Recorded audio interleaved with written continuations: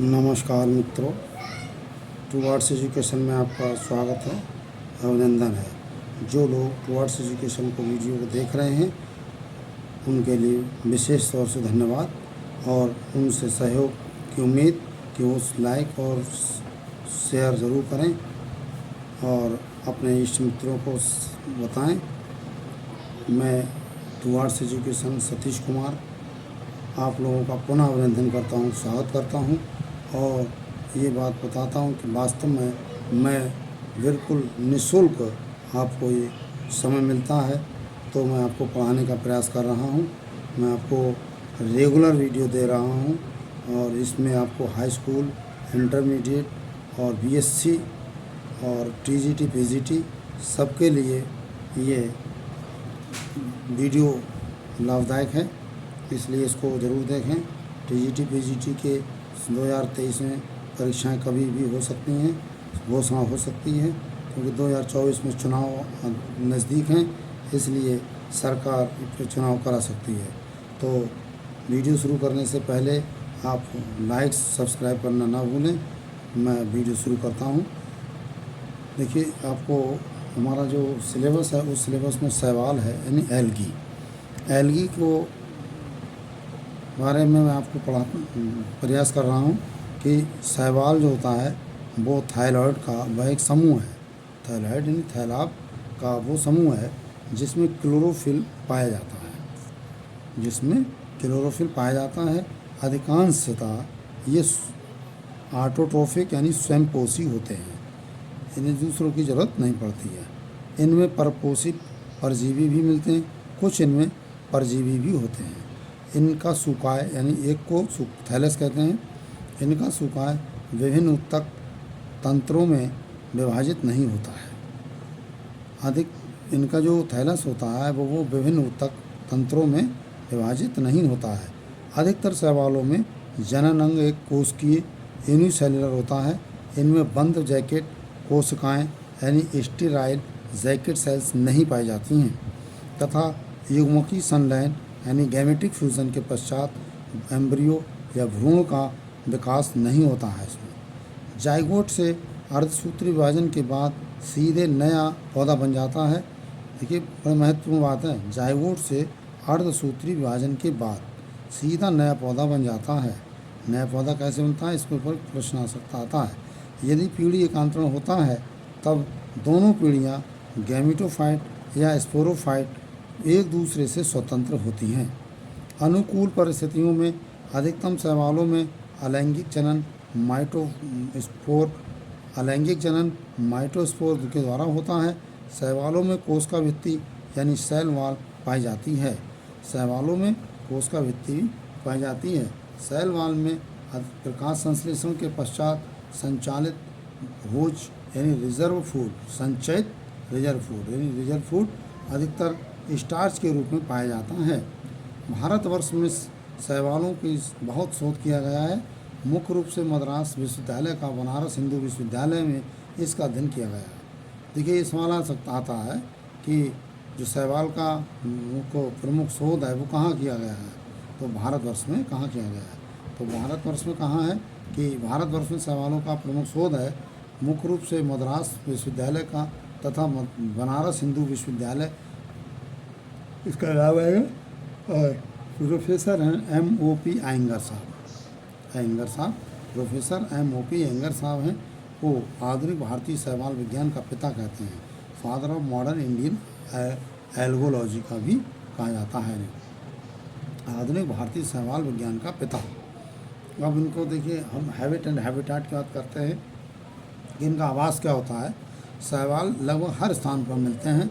ये निर्मल लवणीय जल फ्रेश वाटर से लेकर समुद्री लवणीय स्थल मैरीन वाटर में, थल पर मिट्टी से लेकर चट्टानों पर, पौधों के अंदर एंडोफाइटिक, पौधों के ऊपर यानी एपीफाइटिक, जंतुओं के अंदर एंडोजोइक और स्वयंपोषी ऑटोट्रोफिक, परपोषी यानी हेटरोट्रोफिक और परजीवी पैरासाइटिक, सहजीवी सिम्बायोटिक, ठंडे बर्फीले स्नो स्थानों से लेकर गर्म पानी के स्रोतों तक यानी हॉट वाटर स्प्रिंग्स तक सभी संभावित स्थानों पर ये पाए जाते हैं। उपास्थिति के आधार पर इन्हें 3 मुख्य भागों में विभाजित किया गया है उपस्थिति के आधार पर। सब पहले उपस्थिति है इसकी कि जलीय शैवाल क्या होते हैं, एक्वेटिक एल्गी। एक्वेटिक एल्गी क्या होती है कि एक्वेटिक एल्गी यानी निर्मल आलवणी, दूसरी होती है समुद्री शैवाल मैरीन एल्गी, और तीसरी होती है यानी टेरेस्ट्रियल एल्गी। 3 प्रकार से बताई थी। इसका हैबिट जो होता है 3 प्रकार से रखा है कि पहला है एक्वेटिक एल्गी, दूसरा मैरीन एल्गी, तीसरा टेरेस्ट्रियल एल्गी। एक्वेटिक एल्गी क्या होता है, एक्वेटिक एल्गी क्या होता है, निर्मल आलवणीय जलीय शैवाल, जो निर्मल आलवण जिसमें लवण नहीं होता है, जलीय शैवाल फ्रेश वाटर एल्गी कहते हैं। अनगिनत प्रकार के जैव शैवाल निर्मल तथा अल्प सांद्रता वाले जल में पाए जाते हैं, जैसे तालाब, गड्ढे, झील, नदी, मीठे जल के झरनों, नहरों, नालों तथा रुके हुए जल आदि में ना पाए जाते हैं। ये शैवाल स्वतंत्र रूप से तैरने वाले जैसे स्पायरो वगैरह, एक्वेटिक का नाम जब आए एक्वेटिक एल्गी कौन सी है तो स्पायरो वगैरह का नाम पहले नंबर पे आना चाहिए। अथवा किसी होल्ड फास्ट से एक स्थान जुड़े हुए जैसे यूलोथ्रिस, और जो एक स्थान से पकड़े हुए होते हैं वो स्पायरो वगैरह होते हैं, और फ्री में साइरो वगैरह आदि हो सकते हैं। कुछ शैवाल अति सूक्ष्म यानी कुछ शैवाल अति सूक्ष्म होते हैं, फाइटोप्लैंक्टन या पादप प्लवा फाइटोप्लैंक्टन के रूप में होते हैं, जिनसे पानी का रंग हरा हो जाता है।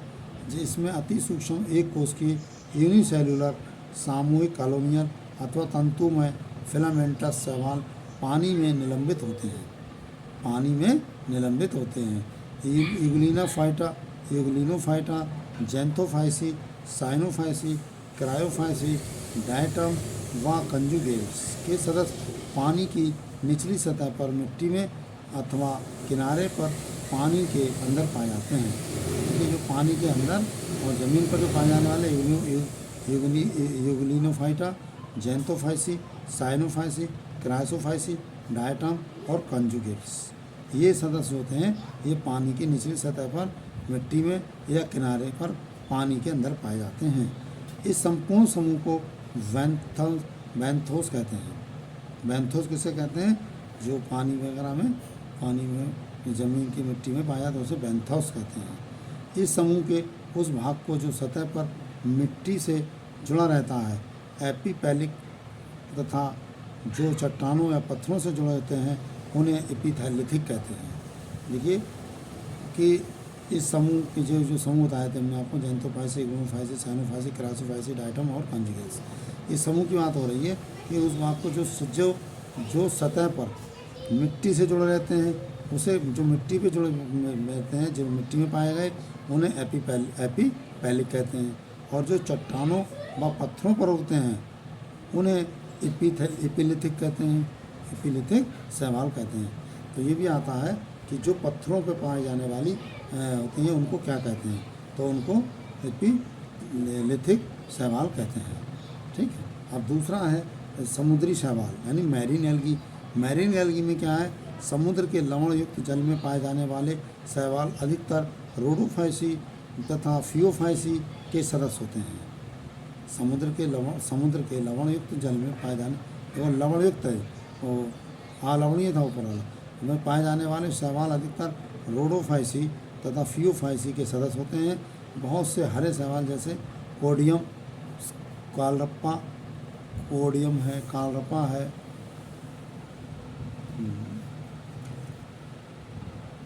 कोडियम, कालरप्पा एंड एंड्रोमार्फा तथा अल्वा, ये अल्वा आदि छिछले पानी में भी मिलते हैं। ये उदाहरण हैं जो छिछले पानी मिलते हैं वो क्या है, कोडियम है, कालरप्पा है, एंड्रोमार्फा है, अल्वा है, ये छिछले पानी में मिलते हैं। अन्य समुद्री शैवाल जैसे पॉलीसाइफोनिया, फ्यूकस, लैमिनेरिया तथा सरगासम, ये आदि ये जो हैं आपको समुद्री पानी में मिलते हैं। अगला है स्थलीय शैवाल। है स्थलीय शैवाल यानी टेरेस्ट्रियल एल्गी। टेरेस्ट्रियल एल्गी को क्या कहते हैं, टेरेस्ट्रियल एल्गी जो है मैं उस समय 3 बता गया था कि टेरेस्ट्रियल एल्गी तीसरा है, टेरेस्ट्रियल एल्गी दूसरा भाग है और तीसरा भाग है स्पेशलाइज्ड एल्गी का। ठीक है, मैं थोड़ा गलत बोल गया था। हाँ, तो स्थलीय शैवाल जो है टेरेस्ट्रियल एल्गी मिट्टी के ऊपर हरे रंग की सतह का निर्माण करते हुए शैवालों के समूह को एडेफाइटस कहते हैं। इन्हें 2 भागों में बांटा गया है ना। सतह के शैवालों को सेपोफाइट्स तथा मिट्टी के अंदर की ओर उपस्थित शैवालों को क्रिप्टोफाइट्स कहते हैं। साधारणतः स्थलीय शैवाल निम्न हैं, जैसे फ्रिस्चुला, बाउचीरिया, फॉर्मिडियम या ओसिलेटोरिया, साइटोनीमा, यूलिना। ये इसके उदाहरण हैं। टेरेस्ट्रियल के जो उदाहरण हैं वो हैं क्रिप्टोफाइटस, है ना, फ्रिस्चुला, बाउचीरिया, फॉर्मिडियम और ओसिलेटोरिया, साइटोनिया और यूलिना। ये आपको टेरेस्ट्रियल एल्गी के हैं। नंबर 3 में आता है विशिष्ट शैवाल। स्पेशलाइज्ड एल्गी क्या होते हैं? यानी विभिन्न जलवायु के आधार पर शैवाल विभिन्न प्रकार के प्राकृतिक आवासों में मिलते हैं। नंबर 1 है इसमें थर्मल शैवाल। थर्मल एल्गी यानी अत्यधिक गर्म जल के स्रोतों में पाए जाने वाले शैवाल, जैसे हाइड्रोहार्मोनोगोनियम या साइनिकोकोकस, मेस्टिगोक्लेड आदि। ये इसके उदाहरण, ये हैं थर्मल शैवाल के उदाहरण। थर्मल शैवाल के उदाहरण कौन कौन से हैं?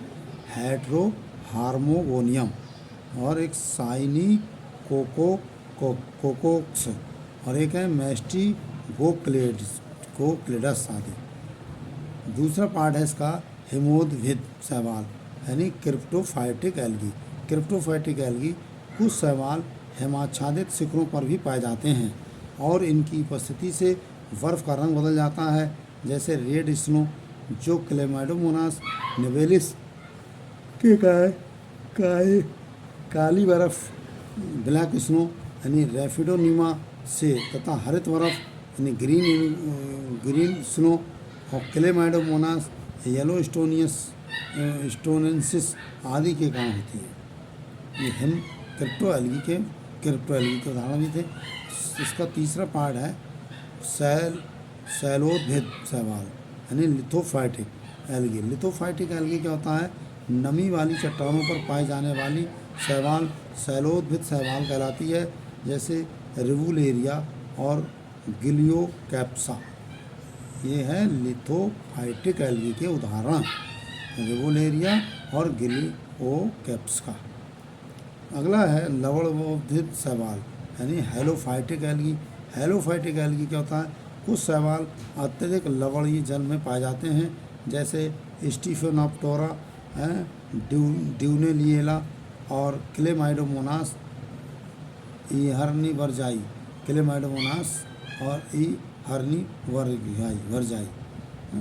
अगला नेक्स्ट है इसमें कि अधिपादपीय तथा अंतःपादपीय शैवाल एपीफाइटिक एंड एंडोफाइटिक एल्गी। दिखता है एपीफाइटिक एंड एंडोफाइटिक एल्गी। जो शैवाल किसी अन्य पेड़ या पौधे पर उगते हैं, देखिए इसलिए अलग अलग जो कुछ शैवाल होते हैं जो आपको पेड़ पौधे पर उगते हैं, है ना, वो एपीफाइटिक शैवाल कहलाते हैं। और जैसे माइक्रोस्पोरा, राइजोक्लोनियम, बाउचीरिया, ये पौधों पे दूसरे पेड़ पौधों पे उगने वाले हैं। कौन कौन से हैं? माइक्रोस्पोरा, राइजोक्लोनियम और बाउचीरिया। अगला इसमें शैवाल जो किसी अन्य पौधों के अंदर पाए जाते हैं, अंतःपादपीय शैवाल एंडोफाइटिक एल्गी कहलाते हैं, जैसे एंथोसरॉस के थैलस में नॉस्टॉक तथा साइकस के कोरोलाइड जड़ों, कोरोलाइड रूट्स में एनावीना आदि, है ना, एनावीना आदि। अधिपादपीय तथा अंतःपादपीय शैवाल एपीफाइटिक एंड एंडोजोइक एल्गी। जो शैवाल किसी अन्य पेड़ या पौधों के ऊपर उगते हैं अधिपादपीय शैवाल कहलाते हैं, जैसे माइक्रोस्कोपोरा, राइजोक्लोनियम और बाउचीरिया आदि। शैवाल जो किसी अन्य पौधे के अंदर पाए जाते हैं अंतःपादपीय शैवाल कहलाते हैं, वो एंडोफाइटिक कहलाते हैं, शैवाल कहलाते हैं। जैसे एंथोसरॉस है ना, एंथोसरॉस के थैलस में नॉस्टॉक होता है, एंथोसरॉस के थैलस में नॉस्टॉक तथा साइकस के कोरोलाइड में एंथोसरॉस के थैलस में नॉस्टॉक पाया जाता है और साइकस के कोरोलाइड जड़ों में एनावीना पाया जाता है। अगला है अधिजांतव एवं अंतःजंतुक शैवाल। Epizoic and endozoic algae. Epizoic endozoic algae क्या होता है, जंतु के ऊपर रहने वाले शैवालों को एपिजोइक और उनके अंदर रहने वाले शैवालों को एंडोजोइक शैवाल कहते हैं। उदाहरण के लिए कह सकते हैं कि शैवाल अधिजांतव शैवाल क्लेडोफोरा की एक जाति, क्लेडोफोरा स्पीसी, जो घोंघा के कवच पर उगती है। घोंघा होता है, घोंघा स्नेल, उसके सेल पर उगती है। तथा अंतःजंतुक शैवाल का उदाहरण है जू क्लोरेला तथा जो हाइड्रा के शरीर में रहती है। हाइड्रा के शरीर में रहती है वो जू क्लोरेला, यानी जंतु के अंदर रहती है तो उसका नाम जू क्लोरेला पड़ गया है। जू क्लोरेला हाइड्रा के शरीर में रहती है। परजीवी शैवाल क्या होते हैं, जो पैरासाइटिक एल्गी होते हैं। कुछ शैवाल अन्य पौधों पर भोजन के लिए निर्भर रहते हैं। कुछ शैवाल ऐसे होते हैं जो दूसरे पौधों पर भोजन के लिए निर्भर रहते हैं, अर्थात परजीवी पैरासाइटिक कहलाते हैं होते हैं, जैसे सिफेलियोरोस और फिलोसाइफोन और क्लोरोकाइट्रियम आदि। ये हैं पैरासाइटिक एल्गी, सिफेलियोरोस, फिलोसाइफोन और क्लोरोकाइट्रियम। नेक्स्ट है इसी में टेरेस्ट्रियल में चलना है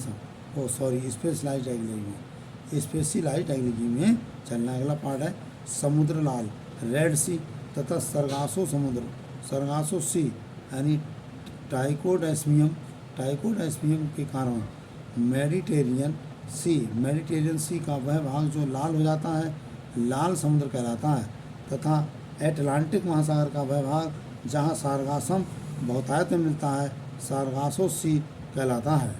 नेक्स्ट